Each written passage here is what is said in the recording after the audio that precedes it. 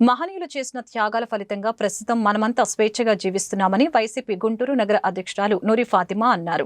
Brindavan gardens లోని YCP కార్యాలయంలో సోమవారం గణతంత్ర దినోత్సవ వేడుకలు జరిగాయి. పార్టీ జిల్లా అధ్యక్షులు అంబటి రాంబాబు, నూరి ఫాతిమా పార్టీ నాయకులతో కలిసి జాతీయ జెండాను ఆవిష్కరించారు. ఇందులో భాగంగా నూరి ఫాతిమా మాట్లాడుతూ కూటమి ప్రభుత్వంలో ప్రజలు గణతంత్ర వేడుకలు కూడా సక్రమంగా జరుపుకోలేని స్థితిలో ఉన్నారని, రాజ్యాంగం అవమానానికి గురవుతుందని ఆందోళన వ్యక్తం చేశారు.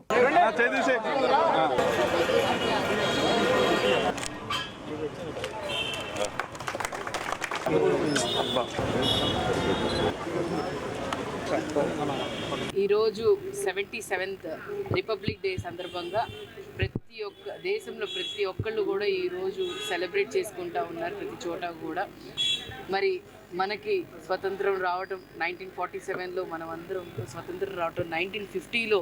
మరి రిపబ్లిక్ డే అంటేనే కాన్స్టిట్యూషన్ అమలయ్యి ప్రతి ఒక్కరికి రైట్ ఫర్ ద ఫ్రీడమ్ కానీ, లేకపోతే ఈక్వాలిటీ కానీ, ఎడ్యుకేషన్ కానీ, సోవర్నిటీ కానీ, సోషలిజం కానీ ప్రతి ఒక్కటి కూడా ప్రజలకి అమలైంది. ప్రతి ఒక్కళ్ళకి మనం ఈరోజు నిలబడగలుగుతున్నాం, మాట్లాడగలుగుతున్నాం అంటే మనకి ఇచ్చిన స్వతంత్రం త్యాగమూర్తులు వాళ్ళ మరి రక్తపు బొట్లే ఈరోజు మనందరి చిరునవ్వులు.